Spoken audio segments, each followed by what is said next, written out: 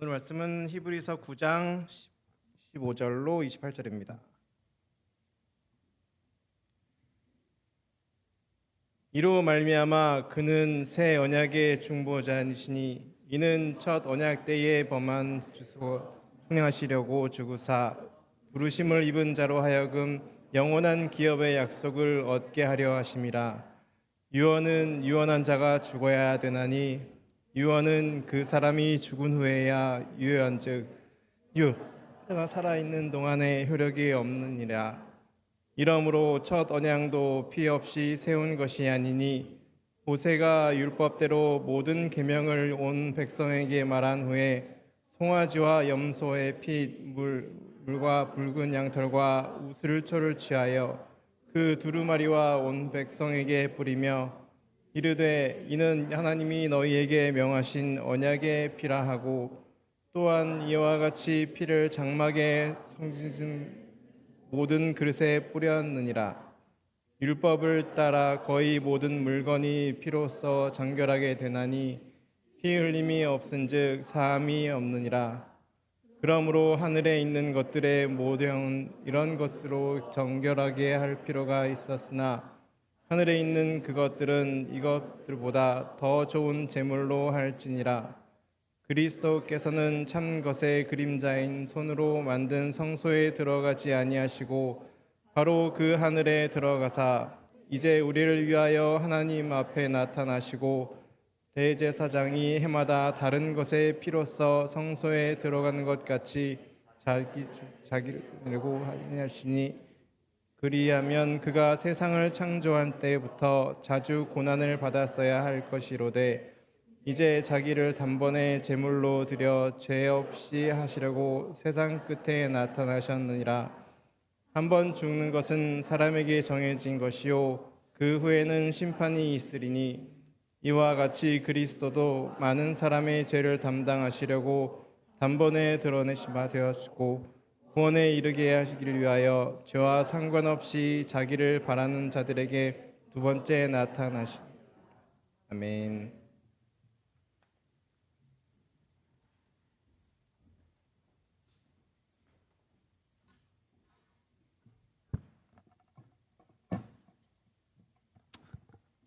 잠깐 기도하시고 말씀 듣도록 하겠습니다.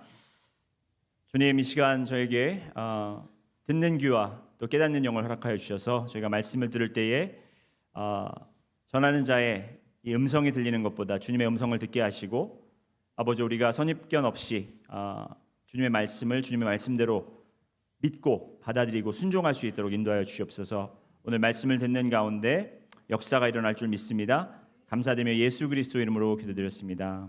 아멘. 아직도 여러분 극장에 가면 슈퍼히로 영화가 많이 상영이 되는 걸 볼 수 있습니다.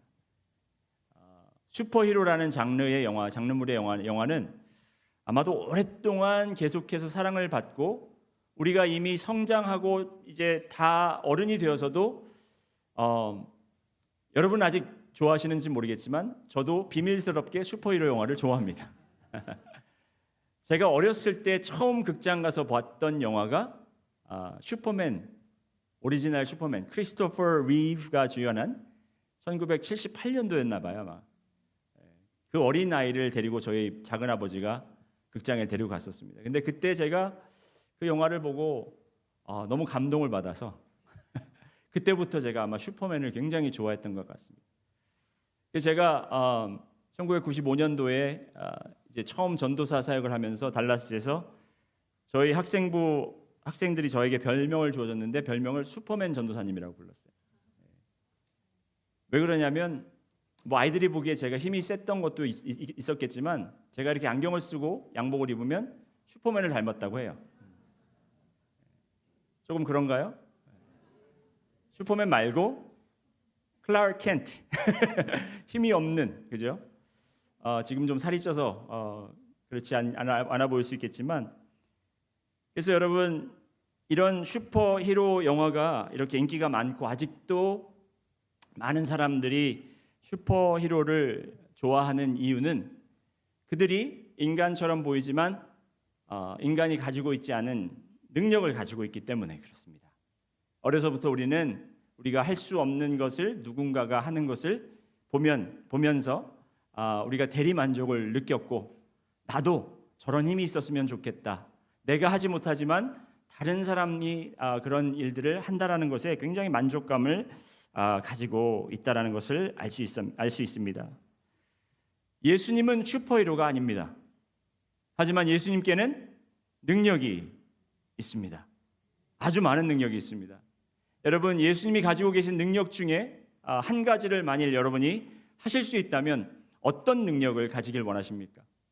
말씀 잘 하시기 바랍니다. 물을 변화시켜서 포도주가 되는 능력을 가지고 싶다고 말씀하시는 분들은 왜 그런지 아마 제가 궁금증을 가지고 있습니다. 바다 위를 걸을 수도 있고요. 사람의 생각하는 것도 읽을 수 있는 독심술도 있으십니다. 그리고 손을 대면 아니면 말씀으로 병을 고치고 죽은 자도 살리시는 능력이 있습니다. 떡을 증가시키는 능력도 있으시고요. 그리고 죽은 자도 살리시는 그런 능력이 있는데, 오늘 히브리서 기자가 예수님이 가지고 있는 이 여러 가지 초자연적인 능력들보다 가장 위대하게 여기는 능력은 뭐라고 말하고 있습니까? 보혈의 능력입니다.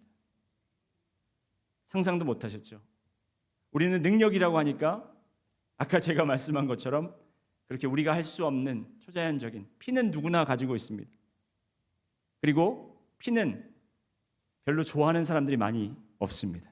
피하면 생각나는 게 상처나 아니면 죽음까지, 아픔까지, 고통까지 우리가 생각하게 된다라는 것입니다.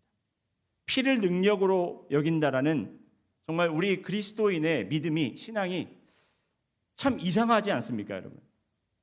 제가 예전에도 한번 말씀드린 적이 있는데, 제가 대학교 때 학교 친구를 제가 성금요일 예배에 초대해서 그 친구가 교회에 왔습니다. 근데 그때 마침 교회에서 우리가 칸타타를 했어요. 성금요일 날. 최덕신 씨가 만든 그 칸타타를 부르는데, 거기에 마침 제 친구가 들어오는데 불은 어둡게, 조명은 어둡게 이렇게 컴컴한 데서 음침한 그런 분위기에서 주님의 살과 피, 주님의 살과 피, 먹고 마시재요. 제 친구가 기겁을 해서 달아났더라고요. 나중에 왜 안 왔냐고 그랬더니 왔었는데 너무너무 그 분위기가 이상하고 이게 받아들여지기가 힘들어서 도망갔다는 겁니다.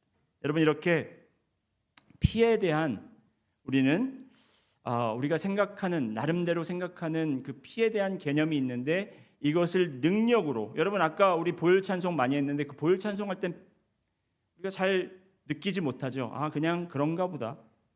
그래, 보혈의 피가 우리를 깨끗하게 씻기는구나, 우리를 정결케 하는구나 라고는 알고 있지만, 정말 여러분이 피를 능력이라고 생각하고 예수 그리스도의 피를 능력으로 생각하는 분들이 얼마나 계십니까? 그리고 피가 능력이라고 하는데 도대체 이 피가 어떤 능력이 있는지 여러분은 어떻게 생각하고 계십니까? 우리가 처음에 제가 개입 부분에서 서론 부분에서 제가 슈퍼히어로 얘기를 하면서, 우리가 생각하는 슈퍼히어로들은 강한 능력으로 적들을 물리치고 승리를 하는 그런 슈퍼히어로들을 우리는 로망하면서 삽니다. 하지만 예수 그리스도는 그 피와 연결되어서 별로 매력적으로 다가오지도 않고 오히려 죽음을 떠올리게 하고, 그리고 두렵고 꺼려지는 그런 이미지로 다가올 때가 있습니다. 게다가 능력이라고 하기엔 그런 것이 예수님이 십자가에서 아무런 저항도 하지 않고 죽으셨다라는 것입니다. 세상적인 눈으로 바라보면 마치 패배처럼 보일 수 있습니다. 하지만 히브리서 기자는 바로 이 피, 예수님의 보혈이야말로 가장 위대한 능력이라고 말씀하고 있습니다. 오늘 그 보혈의 능력이 정확하게 무엇인지, 히브리서 기자가 이 능력을, 보혈의 능력을 왜 능력이라고 하는지 세 가지로 나누어 살펴보도록 하겠습니다. 첫 번째로, 예수님의 보혈은 유언을 유효하게 합니다. 。 따라해 보십니다. 유언을 유효하게 한다. 。 유효하게 한다. 。 유효하게 한다. 。 유효하게 한다. 。 유효하게 한다. 。 유효하게 한다. 。 유효하게 한다. 。 유효하게 한다. 。 유효하게 한다. 。 유효하게 한다. 。 유효하게 한다. 먼저 우리가 15절 말씀을 함께 보시면 예수님이 중보자라고 그렇게 말씀은 표현하고 있습니다. 예수님이 중보자다. 중보자라는 것은 우리가 계속 얘기해왔듯이 그가 대제사장으로서 우리를 위해, 인간을 위해 속죄 제물을 하나님께 올려드리고 하나님과 인간과 화합할 수 있도록 돕는 역할을 중보자라고 합니다. 그리고 15절 말씀에 계속해서 예수님이 중보자 되시며 그분이 흘리신 피로 인해 부르심을 받은 자들이 영원한 기업을 얻게 된다라고 성경은 말씀하고 있습니다. 여러분, 유언은 언제 효력을 가집니까? 사람이 살아있을 때입니까? 아니면 죽었을 때입니까? 죽었을 때죠. 당연합니다. 유언은 죽음 이후에야 효력이 있다라는 것입니다. 16절, 17절 말씀에 그대로 나와 있죠. 유언은 유언한 자가 죽어야 되나니 유언은 그 사람이 죽은 후에야 유효한즉 유언한 자가 살아있는 동안에는 효력이 없느니라. 예수님의 보혈의 피가 능력이 있는 이유는 예수님이 그 보혈의 피를 다 흘리시면서 십자가에서 죽으셨기 때문이라는 것입니다. 예수님께서 언약으로 약속하신 게 뭐예요? 영생입니다. 영생. 우리에게 천국을 소유할 수 있도록 해주신 거예요. 그런데 그 유언이 이루어지려면, 그 유언이 효력이 있으려면 예수님께서, 그 유언을 하신 예수님께서 죽으셔야만 했다라는 것입니다. 여러분, 제가 살면서 참 다행인 것 중에 하나가 제가 부자가 아니라는 것. 남겨놓을 유산이 별로 없습니다. 그래서 저희 아이들이 아빠 빨리 죽기를 원하지 않을 것 같아요. 뭐 받을 것도 없는데, 남을 것도 없는데, 그렇죠? 처음에 영화 얘기를 시작했으니까 여러분, 영화나 드라마를 보면 왜 그런 소재를 담은 이야기들이 많지 않습니까? 정말 갑부 부모를 둔 자녀들이 서로 싸우는 거예요. 유산을 받으려고. 심지어 아버지가 죽게 하는 그런 자녀들도 있다라는 겁니다. 실질적으로 그런 일이 있는지 없는지는 모르겠지만 저는 그런 걸 이렇게 보면 참 다행이다. 우리 아이들이 나한테 바라는 게 별로 없겠구나. 그래서 아빠 오래 살기를 바라겠구나. 여러분, 히브리서 기자는 이것을 가지고 설명하는데 예수님이 십자가에서 죽으셨기 때문에 그분께서 남기신 그 언약, 약속, 곧 영원한 기업, 영원한 생명이 우리에게 실제가 되었다라는 것입니다. 여러분이 만약 상속을 받게 되었다고 생각해 보십시오. 아버지가 남겨주신 유산, 어머니가 남겨주신 재산, 살아계실 때는 그냥 약속일 뿐입니다. 하지만 그분들이 돌아가셔야 그것이 내 것이 되는 것입니다. 그분들이 남긴 유산, 그 유언이 그것이 유효가 되는 것이라는 것입니다. 마찬가지로 예수님이 죽으시고 그 보혈의 피를 흘리셨기 때문에 우리의 구원이 확실해졌다라는 거예요. 예수 그리스도의 능력, 보혈의 능력이 무엇이냐? 누가 여러분 친구나 여러분 직장 동료나 누가 물어보았을 때 여러분은 자신 있게 대답하시기 바랍니다. 예수님이 죽으셨기 때문에 그분이 남긴 유산이 유효하게 되었다. 그 약속은 바로 내가 영생을 갖고 천국을 소유할 수 있는 특권을 나에게 주셨다는 것입니다.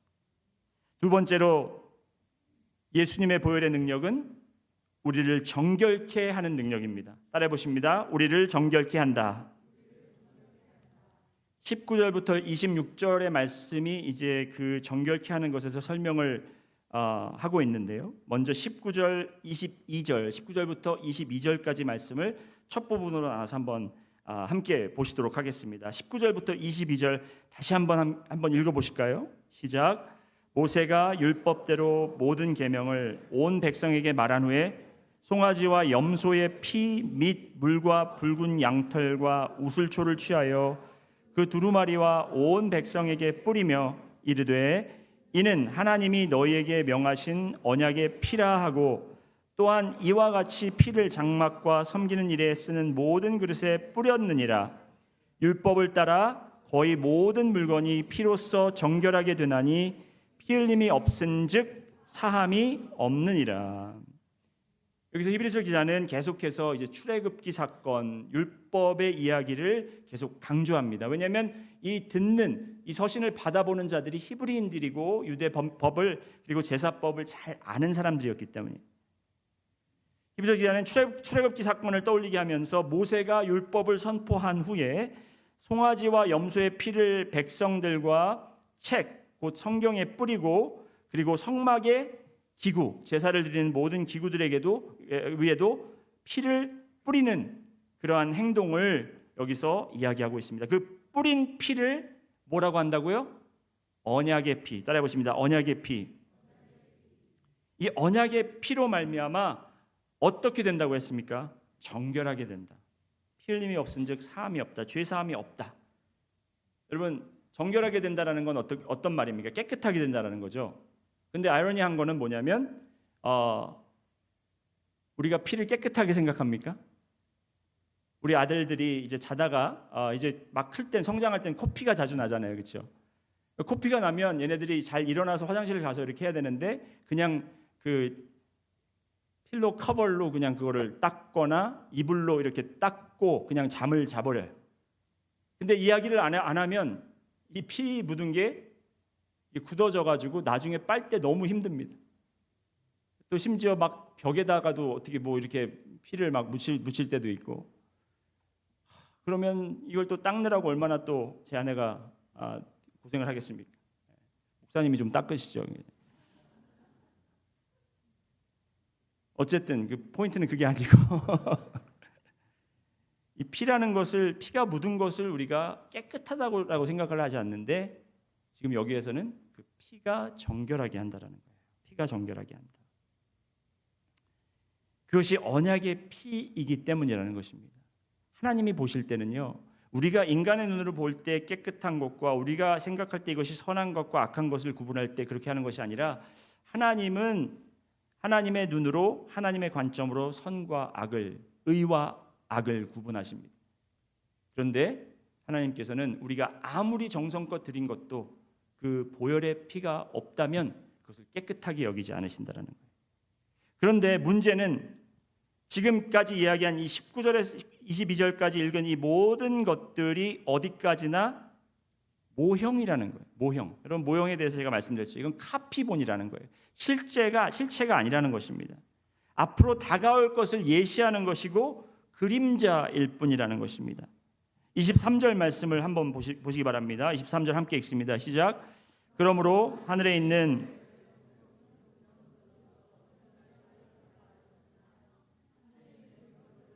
이런 것들보다 더 좋은 제물로 할지니라. 이제껏 그렇게 성막 안에서, 성전 안에서 그렇게 피로 잡힌 송아지나 아니면 염소의 피로 뿌리고 정결하게 했던 의식을 행했다면 그것을 그림자라고, 그것을 모형이라고 이야기하고, 하늘에 있는 것, 근데 무엇을 딴 모형이냐? 하늘에 있는 것의 모형이라는 것. 하늘에 있는 것들은 정결하게, 더 나은 것으로, 완벽한 것으로 정결하게 할 필요가 있었으나 하늘에 있는 그것들은 이런 것, 뭐예요? 송아지의 피나 염소의 피보다 더 좋은 제물로 할지니라 라고 이야기한 겁니다. 더 좋은 제물은 누구를 이야기합니까? 예수 그리스도를 이야기하고 있다는 거예요. 예수 그리스도의 보혈의 피는, 여러분, 우리가 그냥 그 보혈의 피 DNA 자체가 틀린 게 아니에요. 그 보혈의 피에 뭐 어떠한 능력이 담긴 것이 아닙니다. 그렇지만 예수님의 피이기 때문에 예수님 우리를 위해서 희생하시고 죽으심으로 말미암아 그 보혈의 피로 하늘나라, 그냥 모형이 아닌 원형의 것을, 원본의 것을 이렇게 깨끗이 씻기시고 정결케 하신 제물이라는 것입니다. 그러면서 왜 예수님이 더 좋은 제물인지를 자세하게 24절부터 26절까지 설명을 하는데 제가 읽어드리겠습니다. 그리스도께서는 참것의 그림자인 손으로 만든 성소에 들어가지 아니하시고 바로 그 하늘에 들어가사 이제 우리를 위하여 하나님 앞에 나타나시고 대제사장이 해마다 다른 것의 피로써 성소에 들어가는 것 같이 자주 자기를 드리려고 아니하실지니 그리하면 그가 세상을 창조한 때부터 자주 고난을 받았어야 할 것이로되 이제 자기를 단번에 제물로 드려 죄를 없이 하시려고 세상 끝에 나타나셨느니라. 여기서 세 가지 예수님이 완벽한 제물이고 더 나은 제물이라는 것을 알려주는 세 가지 이야기가 있습니다. 사실이 있습니다. 첫 번째는 참것의 그림자인 그림자인 손으로 만든 성소에 들어가지 아니 손으로 만든 성소에 들어간 것이 아니라 하늘에 들어가셨다라는 거예요. 여러분, 지금 우리가 드려지는 이 예배도 그냥 모형입니다. 앞으로 우리가 천국에서 드려질 예배의 모형인 거예요. 그래서 이것은 완벽한 것이 아닙니다. 이 세상 어디 가서도 완벽한 예배를 드릴 수는 없어요. 그래서 여러분, 어디서 막 이게 좋았다 해가지고 우리 교회는 왜 이거 안 합니까? 이럴 필요가 없어요. 왜? 완벽한 예배는 없기 때문에. 하늘나라에 가야만 그것이 참 것이고, 그리고 손으로 만들어진 것이 아니고 인간이 디자인한 것이 아니기 때문이라는 것입니다. 예수님은 사람의 손으로 만들어진 것이 아니고 누구에게 의하여 창조된 창조물이 아니라 하나님이시라는 것입니다. 그가 하늘나라에 가셔서 제사장이 되셨다라는 것입니다. 그리고 두 번째는 대제사장이 해마다 다른 것의 피로 자주 자기를 드리려고 하지 않았다. 이 말은 뭡니까? 저희가 계속 히브리서 기자가 이야기했던 게 대제사장은 이제 인간이기 때문에 그들은 죽을 수밖에 없고 완벽하지 않기 때문에, 그리고 그들은 완벽하지 않은 제물로 1년에 한 번씩 대제사장이 어린 양을 잡아다가 그 언약궤 위에 피를 뿌리는 그 행위를 1년마다 반복을 했어야 하는데, 예수님은 바로 하늘에 들어가셔서 자주 그리고 계속 반복해서 하는 것이 아니라 단번에, 따라해보십니다. 단번에 해결하셨다라는 거예요. 단번에 제물로 드려, 여기서 마지막에 보면 죄를 없이 하시려고 라는 말이 나옵니다. 여러분, 19절의 말씀에 보면 22절에 보면 율법을 따라 거의 모든 물건이 피로써 정결하게 된다는 표현이 있고, 피 흘림 없은즉 사함이라는 단어가 나와요. 사함이라는 단어는 영어로는 forgive예요. 용서하다. 그런데 여기 26절에서는 정결하게 된다 아니면 사함이라는 단어를 쓴 것이 아니라 죄를 어떻게 한다고요? 없이 한다라는 단어예요. 영어로는 remission이라는 단어 아시죠? 여러분, 암 환자가 이제 암에서 깨끗하게 치료를 받았다 하면 remission of cancer이라고 이야기를 해요. 깨끗하게 없어졌다라는 거예요. 여러분, 죄사함과 이 깨끗하게 없어졌다라는 것을 분명히 알아요. 여러분, 대제사장들이 드린 그 염소와 송아지의 피로는 잠시 죄를 사함을 받을 수 있어요. 하지만 예수 그리스도의 보혈의 피는 그 죄를 어떻게 한다? 없앤다라는 거예요. 저희 아버지가, 제가 이제 잘못을 했을 때 저희 아버지가 저를 부르시고 막 혼을 내시다가, 그래, 내가 아빠가 여기까지, 너 아빠가 용서할 테니까, 네 죄를 사해 줄 테니까 다시는 그러지 마. 그런데 제가 또 비슷한 행동을 했어요. 그럼 아버지가 부르셔서 어떻게 하십니까? 너 지난번에도 그러고 또 그러네? 지난번 게 없어진 게 아니에요. 아빠 용서했다면서요. 그래, 그때는 용서는 했지. 그런데 기억은 하고 있고, 그래서 또 했으니까 이게 그냥 한 번 한 걸로 죄값을 치르는 게 아니라 옛날에 했던 것까지 다 한꺼번에 제가 벌을 받아야 되는 거예요. 여러분, 우리가 하나님께서 우리 죄를 용서하셨다라는 것을 그렇게 죄사함의 컨셉으로 생각할 때가 있어요. 하나님이 우리 죄를 용서했지. 그런데 나중에 다 기억하셔가지고 그거를 그냥 한꺼번에 다 리스트를, 목록을 만드셔서 나를 한꺼번에 벌하실 거야. 그게 아니라 예수 그리스도의 보혈의 피로 우리의 모든 죄가 없어졌다라는 거예요. 사라졌다라는 것입니다. 지워졌다라는 것입니다. 그것이 바로 보혈의 능력이에요. 주의 보혈 능력이 또다, 주의 피 믿으오, 막 이렇게 찬양하지만 우리가 그냥 또 주님 제가 또 죄를 졌네요 이러면서 나오잖아요. 여러분, 우리가 보혈의 능력을 찬양할 때는 우리가 적어도 우리의 죄가 완전히 씻겼다라는 것을 우리가 믿고 고백할 수 있어야 됩니다. 세 번째로, 이제 마지막으로, 예수님의 보혈은, 지금까지 뭘 얘기했죠? 예수님의 보혈이 뭘 한다고요? 유언을 유효하게 하고, 두 번째로 우리 죄를 정결하게 하고, 그죠? 그리고 세 번째로 예수님의 보혈의 능력은 예수님이 다시 오실 그날까지 우리를 준비시킵니다. 따라해 보시겠습니다. 예수님이 다시 오실 그날까지 우리를 준비시킨다.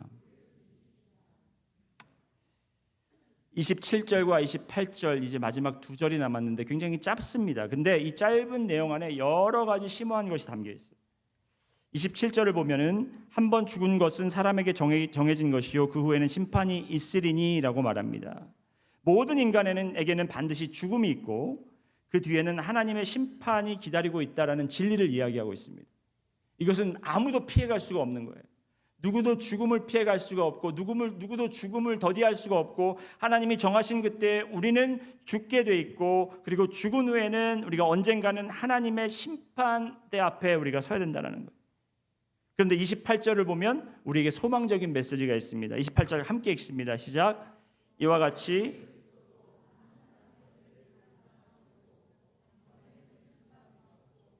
구원에 이르게 하기 위하여 죄와 상관없이 자기를 바라는 자들에게 두 번째 나타나시리라.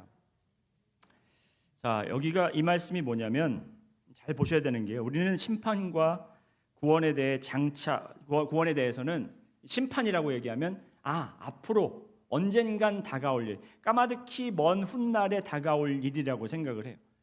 그리고 이 구원에 있어서 예수 그리스도의 보혈에 있어서 이것은 우리가 주님 앞에 섰을 때에 예수님이 우리를 대변자로 우리에게 우리의 아까 중재자로 서셔서 대제사장이 되셔서 우리가 죄가 없다라는 것을 말씀해 주실, 대변해 주실 바로 그 사건을 이야기한다라고만 생각을 해요. 그게 틀린 게 아닙니다. 맞습니다.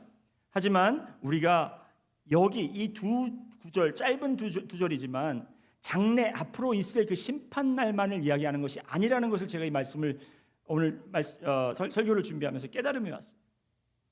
이거는 앞으로 장차 심판 날만을 이야기하는 것이 아니라 지금 오늘부터 그날까지, 지금부터 그날까지 예수님의 보혈의 피는요 마지막 그날에만 능력을 발휘하는 게 아니에요.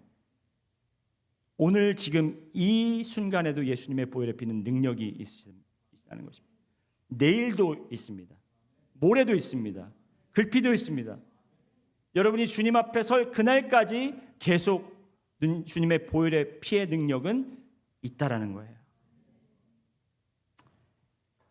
여러분, 주님의 보혈의 피는 장차 다시 오실 예수님이 오실 그때 능력을 발휘할 것이다라고 착각하지 마시고, 주님의 보혈은 예수님이 다시 오실 그때까지 우리가 오늘을 살아계신 주님의 증인으로 살 수 있게 하는 능력. 그러니까 이게 그냥 능력이 아니라 이제 우리는 어떤 사람이라고 했어요? 그 유언을 유효하게 받은 사람들이에요. 그러니까 우리는 천국을 얻은 사람이다, 아니면 앞으로 얻을까 말까 한 사람들이다. 얻은 사람, 이미 천국을 소유한 사람들이에요. 그리고 두 번째로 우리는 죄사함을 받은 자들이다, 아니면 잘 모르겠다, 받은 자들이에요. 누구 때문에? 예수님 때문에. 그것이 무엇이 그것을 증명합니까? 예수님의 보혈의 피가. 그래서 우리는 지금 우리가 오늘부터 장차 있을 심판대에 서서 그 심판대 앞에 서서 그냥 하나님 앞에 우리 주님의 피가 있잖아요, 우리 들여보내주세요, 이 정도의 보혈의 피가 아니라 오늘 내가 삶을 살면서도 이러한 주님의 보혈의 피의 증인으로 내가 살아가는 거예요. 주님의 보혈의 피의 능력을 우리가 선포하고 체험하고 삶으로 살아가면서 살아가는 것이 여러분의 소명이라는 것입니다. 그냥 신앙인으로 대충 살아가다가 교회 뭐 주일에 그냥 나올 수 있으면 나오고 가끔 빠지고 바쁘면 안 나오고 그냥 뭐 이 세상에서 챙길 거 다 챙기고 이러다가 가는 것이 아니라, 그러다가 죽으면 장차 하나님 앞에 심판대 섰을 때 예수님이 나를 대변해 주시, 이게 아니라 오늘 여러분이 주님을 믿는 그 순간부터 나는 예수 보혈의 피로 말미암아 거듭난 사람이라는 증인으로 하나님께서 세우셨다라는 겁니다. 사도행전 1장 8절 말씀 보시겠습니다. 예수님께서 많은 제자들이 보는 데서 승천하시면서 그들에게 이렇게 말씀하셨습니다. 같이 읽습니다. 시작.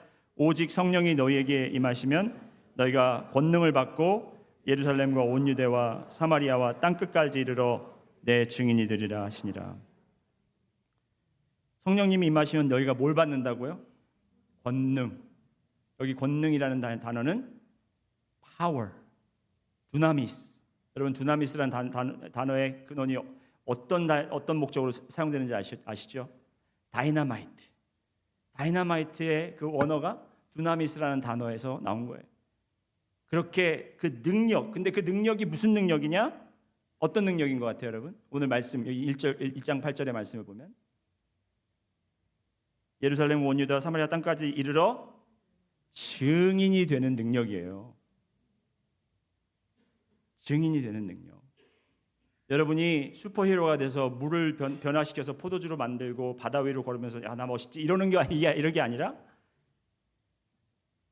나는 죄인이고 나는 죽을 수밖에 없는 사람이었지만 예수 그리스도의 보혈로 말미암아 나에게는 영생이 있고 그리고 나는 죄 사함을 얻은 의로운 자다. 라는 고백을 할 수 있다라는 겁니다.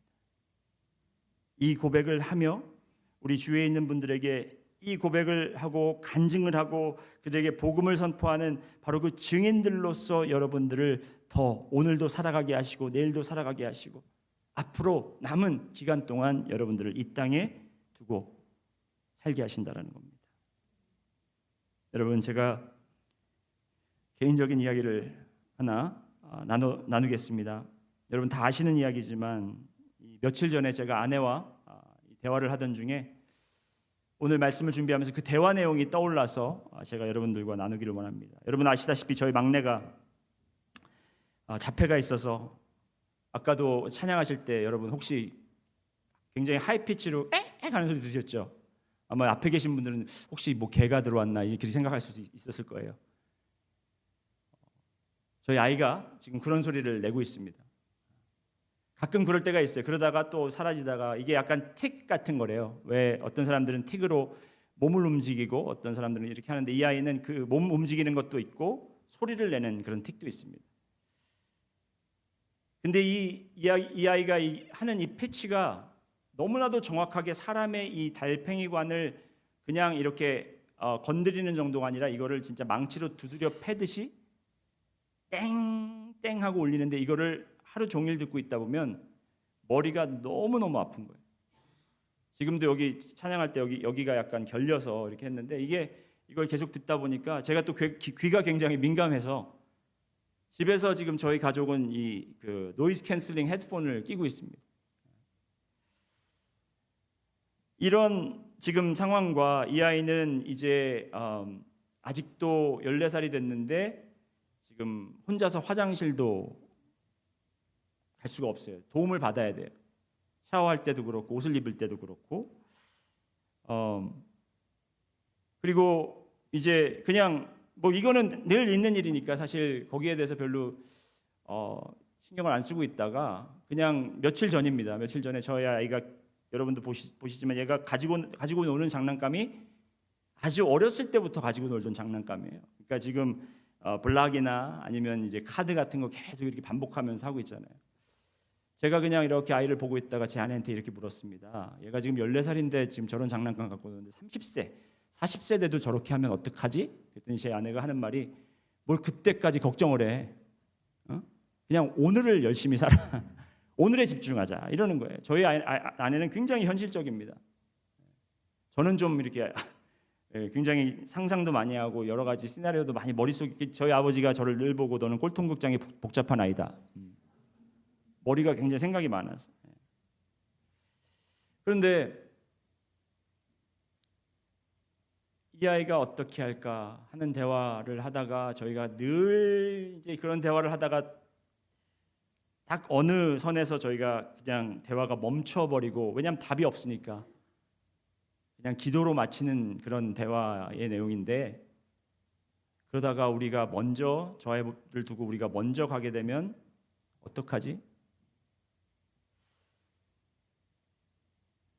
답이 없잖아요, 그렇죠? 우리가 먼저 가면 뭐 형제가 있으니까 형제 그것도 부담스럽죠. 여러분 사실 그 자폐증이나 이런 정신적인 장애가 있는 아이들 부모님도 그렇지만 그 형제 자매들도 굉장히 그런 심리적인 어려움을 겪고 있다고 저는 들었어요. 그래서 이런 일들을 우리가 어떻게 할까 하다가 저희 둘 다 그냥 주님 빨리 오셨으면 좋겠다. 우리가 죽기 전에 주님이 빨리 오셨으면 좋겠다. 그 방법밖에 없겠다. 그런 생각이 들어요. 저희는 그렇게 기도합니다. 여러분 죄송해요. 혹시 주님이 좀 오시는 걸 더디게 오시는 걸 원하시는 분들은 죄송합니다만 저희는 좀 빨리 오시게 기도하고 있어요. 그런데 주님이 오시는 것을 기다리는 그 마음이, 왜냐하면 예전에도 저희 할머니가 자주 그러셨거든요. 아유, 빨리 가야지, 아니면 주님 빨리 오셔야지, 막 이런 기도를 한 것이 굉장히, 그것이 믿음이 성숙한 기도라고 생각했는데 그게 아니라 지금 상황이 너무 견디기 힘들다 보니까 그렇게 그냥 앞을 바라볼 수밖에 없는 거예요. 여러분 주님의 보혈의 능력이 그냥 우리가 지금 너무 상황이 힘드니까 주님 그냥 그 마지막 다시 오실 때를 빨리 속히 오시옵소서, 물론 그렇게 소망하는 것도 하나님이 원하시지만 보혈의 능력은 여러분 생각해 보시기 바랍니다. 이 보혈의 능력이 지금 저희 가정에서 겪고 있는 이 상황에 어떤 능력을 발휘할 수 있을까요?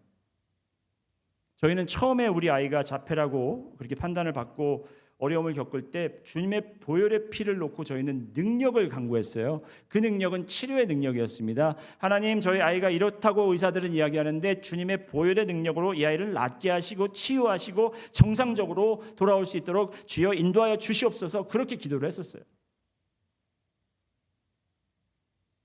그런데 그 기도를 하나님이 들어주지 않으시니까 저희 마음은 계속해서 절망에 빠지고, 그래요, 주님 안 들어주실 거면 그냥 속히 오셔서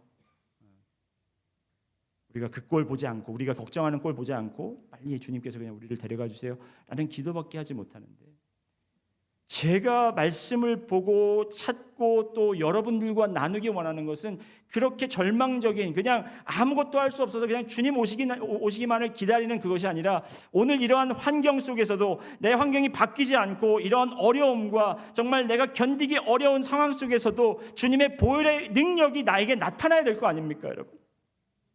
여러분의 삶에도 그런 능력이 나타나야 될 거 아닙니까? 우리가 주님의 보혈 능력이 있도다라고 찬양하면서 여러분, 우리는 너무나도 그 능력을 믿지 않고 살고 있어요.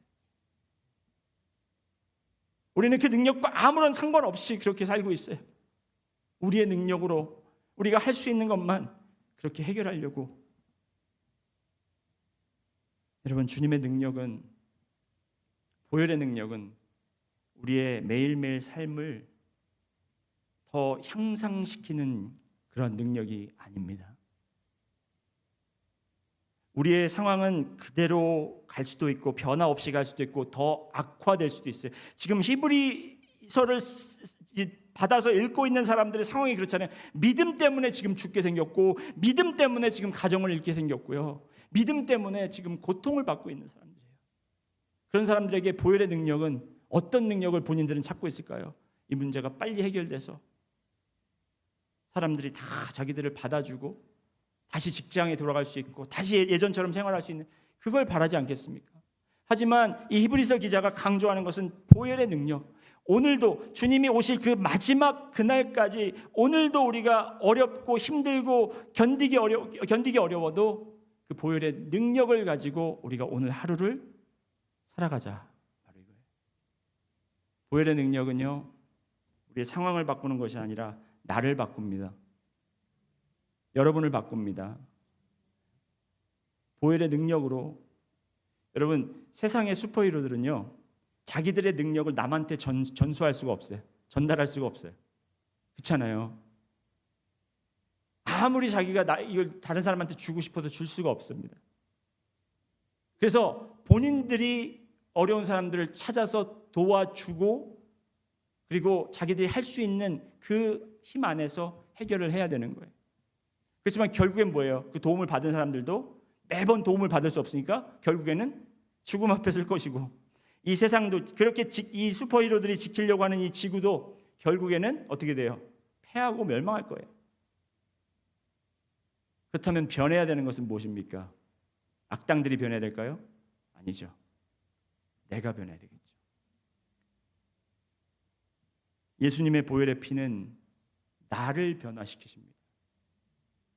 예수님의 보혈의 피는 내가 그것을 믿음으로 견디게 하고 믿음으로 극복해 나가고 내가 정말 천국의 소망을 두고 오늘도 살아가고 내가 그 능력의 증인으로 살 수 있도록 하나님께서 나를 만드시는 거예요. 바로 그것이 이제 지금 히브리서 기자가 쭉 9장 10장까지 이야기를 하다가 11장에서 여러분 쭉 믿음의 히로들이 나오잖아요. 그렇죠? 그 믿음의 히로들이 우리와 같은 사람들이라는 거예요. 여러분들보다 더 어려운 상황 속에서 그 믿음을 지키려고 발버둥한 사람들이에요. 천국의 소망을 두고 내가 지금 당장 죽을 것 같아도 그들이 목숨을 아껴하지 않고 주님의 약속하신 것을 믿고 사는 사람들의 이야기인 거예요.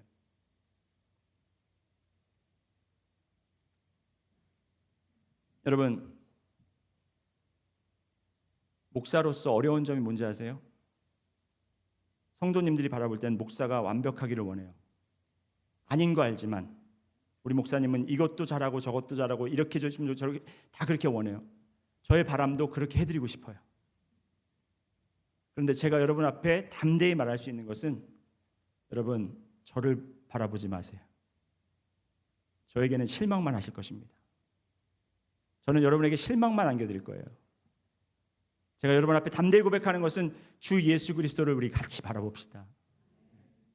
완벽하신 우리 주 예수를 바라보며 우리가 날마다 그 보혈의 피 앞에 보혈의 피로 우리가 정말 씻음을 깨끗함을 받은 자들이잖아요. 그 말은 뭐냐면 우리는 완벽하지 않고 우리는 정말 약한 자들이고 우리는 정말 죽을 수밖에 없는 우리는 연약한 존재이고 우리는 죄인이라는 것입니다. 하지만 그 죄인됨이 드러나고 우리가 정말 강해질 수 있는 유일한 방법은 내가 강해지는 것이 아니라 내가 그리스도와 연합하여 내가 그리스도와 함께 죽고 그리스도와 함께 부활함으로 말미암아 나의 연약함이 강해지는 것이 아니라 내가 연약함을 인정함으로써 나의 연약함이 주님의 강함을 통하여 주님이 이름이 증거가 되고 주님이 나타나는 그런 삶을 사는 것이 바로 여러분과 저의 우리 능력침례교회의 사명이란 것입니다.